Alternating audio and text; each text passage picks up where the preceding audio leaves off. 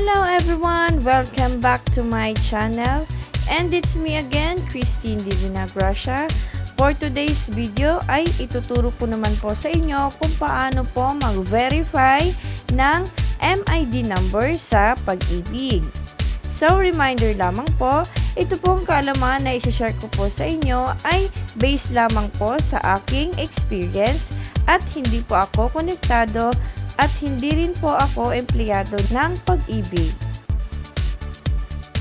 So first, punta po tayo sa Google Chrome.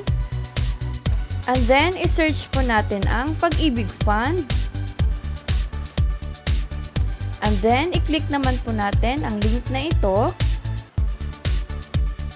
And then, dito naman po sa e-services, i-click naman po natin ang Virtual Pag-ibig for Members.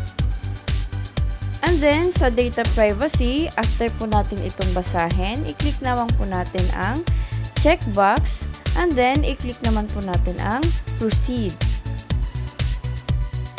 And then, i-click naman po natin ang be a member.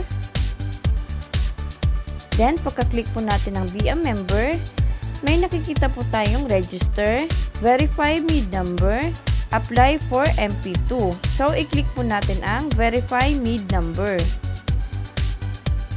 So, pagka-click naman po natin sa verify MID number, may nakikita po tayong please fill out this form. And then, ito naman ang ating pipilapan, registration tracking number, last name, and date of birth. So, first is registration tracking number. Dito guys, i-enter lamang po natin ang tracking number na binigay po sa atin o in-email po sa atin ng Pag-ibig nung time po na tayo po ay nag-register. Next is last name. Make sure po na ang ilalagay niyo po dito sa last name ay katugma dun sa inilagay niyo dun sa information nung time po na kayo ay nag-register. Then next is date of birth. Make sure din po na ang ilalagay mong date of birth ay katugma din dun sa information na inilagay mo nung time na ikaw ay nag-register. And then after mo po mag-fill up, i-click po lamang po ang submit.